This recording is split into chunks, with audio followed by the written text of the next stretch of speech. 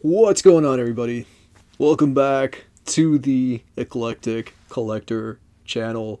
So I thought it'd be cool to do a video, talking about a manga that I read recently on the Manga Plus app, and this is a series called Shadow Eliminators. If you've read this series, I'd love to know what you think about it. I mean, at first, I thought it was kind of okay. I feel like it definitely gets better as it gets going. So if you haven't read it, or if you have read it, I do want to talk about it a little bit, and I'd love to know your thoughts.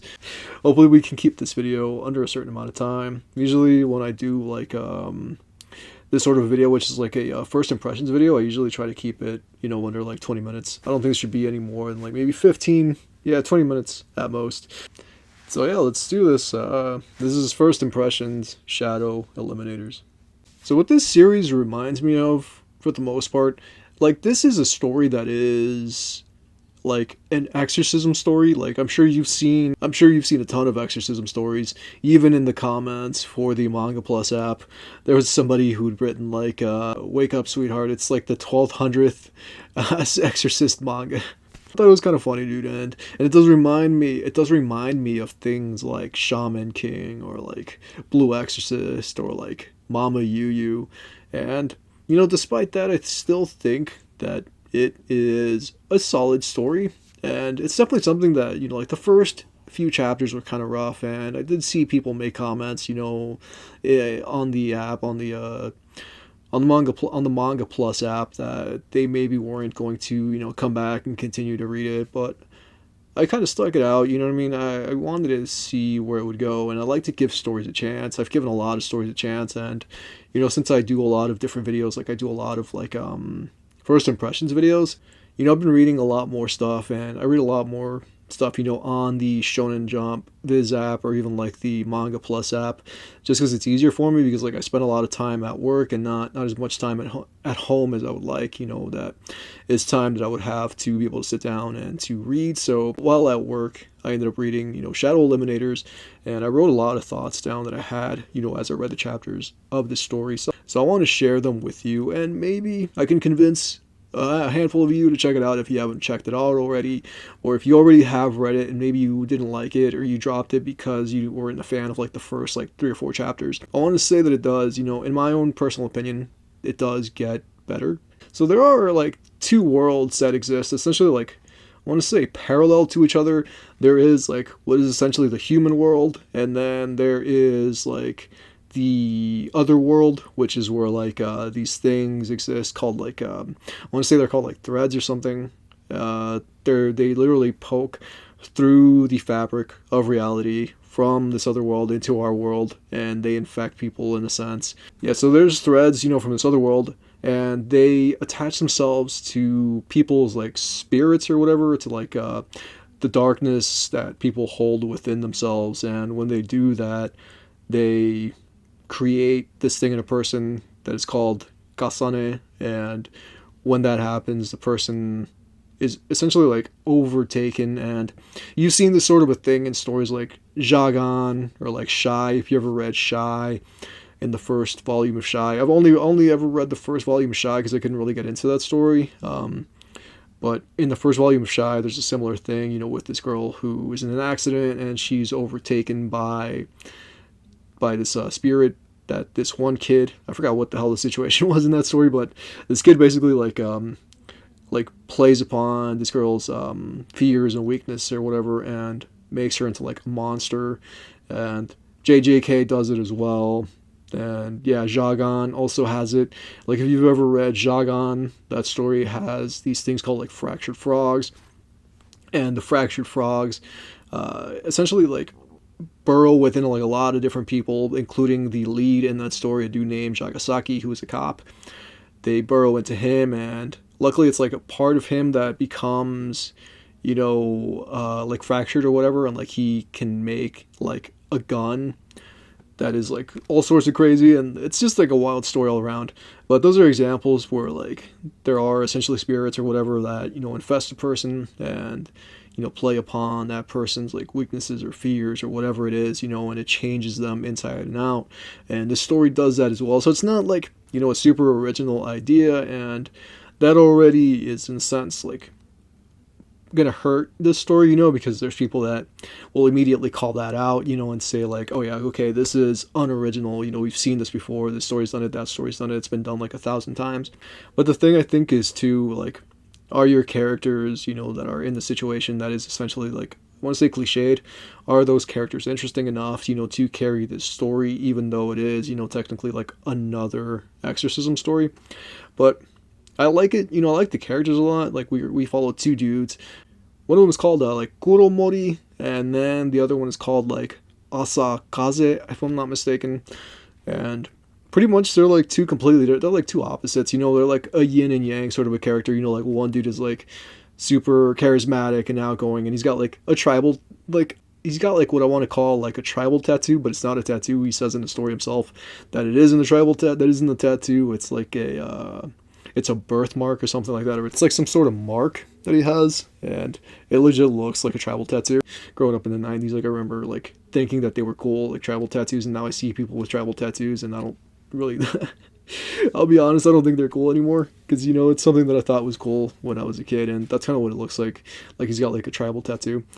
But yeah, Kuromori is a cool character. I like him, and that he's like super outgoing, but at the same time, as the story goes on, you see that he's got more, lingering within himself that he isn't letting out onto the surface, and he has a kasane within himself, like I don't know what happened, I don't think it's been revealed yet in the story, but there is a kasane that exists within him, and as I'd said, kasane are things that come from this other world. Well, not the kasane themselves, but the threads, come from the other world, and they infect the shadows within a person's soul, and they create the kasane. And pretty much like every single chapter within the story is kind of like a contained little sort of a story. And it kind of reminds me, it kind of takes me back to like, watching cartoons in like the 90s and like early 2000s, where like a lot of things were like kind of contained, like there would be a mystery and it would be solved within that episode. I want to say even like X-Files, like I love X-Files. I'm a huge X-Files fan. I've got an alien up there. You can kind of see it a little bit, and then also have like also have a banner sticker. I also have a sticker that says like, I want to believe like Agent Mulder of the X-Files or whatever. And I'll show you a picture of it. But yeah, I'm a huge fan of the X-Files, and that's the thing too, where like there were like a lot of different stories. There's like a thread or whatever, like no pun intended. There's like a thread or whatever, that like follows the whole story, you know what I mean? Like there's an overarching thing that is happening, but each episode has little specific things that are kind of contained within that episode that, for the most part, if I'm not mistaken, really don't come up again. The only things that do come up again are the things that are, tied to like the overarching narrative of the story. And that's kind of how this feels, like where there is, for the most part, like a through line, for the overarching story. And for the most part, like the first, I want to say like 5 or so chapters of the story, there was no real through line. It was just random things happening. Like you meet Kuromori, who, you learn has this thing within himself, who has the kasane within himself, and this other dude appears that wants to essentially take him out because he sees him as being, I guess, like a villain or being like a bad guy or whatever. And Kuromori is what is essentially like an eliminator, and he teams up with Asakaze, and the two of them kind of create like an LLC or whatever, if you will, within their school, where like they take care of people's like supernatural sorts of issues. Kind of reminds me a little bit of like Noragami. I don't know if you've ever seen or read the manga for Noragami, but it kind of reminds me of that, where like the dude is like a god and he has like his own little shrine or whatever. And that's kind of what it made me think of, and they kind of do like a similar thing where like he exercises demons and whatnot. And what was that one series? There was this anime that I watched a long time ago. I think it came out when I was like a teenager, called Kaze no Stigma or something like that, and that's kind of also what it makes me think of. Like there's so many series that like have a similar vein, and whether this one will survive the chopping block or not, I have no way of knowing. But I wanted to talk about it, because like I wanted to have something to drop for you all. I wanted to give you something to watch. So the next big video that I have coming up is, the hint that I'll give you is that it's about this group of people that commune with the dead, and they and they essentially help them pass on. Right, they have unfinished business, and this group of people helps the dead pass on by helping them essentially like clear up their unfinished business. And given that there's like there's like, I guess I want to say there's a few stories that have a similar premise to that, I'll let you try to figure out what it is that I'm talking about, and I'm not gonna say what it is until I'm ready to actually drop that video. But it's something that I'm really looking forward to, and in the meantime, I wanted to talk about this, which also deals with supernatural sorts of things. And I like this story. You know what I mean? It was kind of rough, and I almost did drop it really early on. I read like the first 3 or so chapters, and I was just kind of like, I don't know if I want to keep reading this. It's not really holding my interest too much. But I like Kuro Mori. As I was saying before, like he has this kasane within himself, and there are doubts within his heart, and he tries to eliminate those doubts and tries to be, for the most part, a better person, and tries to think about who he wants to become, and using the fact that he has this within himself, kind of like Kemono Jihen, where like the lead kid in Kemono Jihen is like part like monster, part Kemono or whatever, and kind of reminds me of that a little bit as well. There's like a ton of parallels, I guess, you can draw, of like things that Shadow Eliminators kind of, makes me think of. And I will be honest, there it is, for the most part, kind of choppy in the beginning, though it does start to flesh itself out a little bit better, and there starts to be a little more nuance to it as it goes on, as, we progress within it. And I think, I don't know, I don't want to, like, speak for the mangaka, but I feel like there is a certain level of, like, a rush to get this thing out to maybe meet a deadline, because some of the things that happened, were like felt like super rushed, like it'll feel like we just entered a fight and the fight's already over, like it definitely feels kind of rushed, and it felt like we jumped from point A, not to B, but to point C. You know what I mean? It feels like it goes A to C and just completely skips B.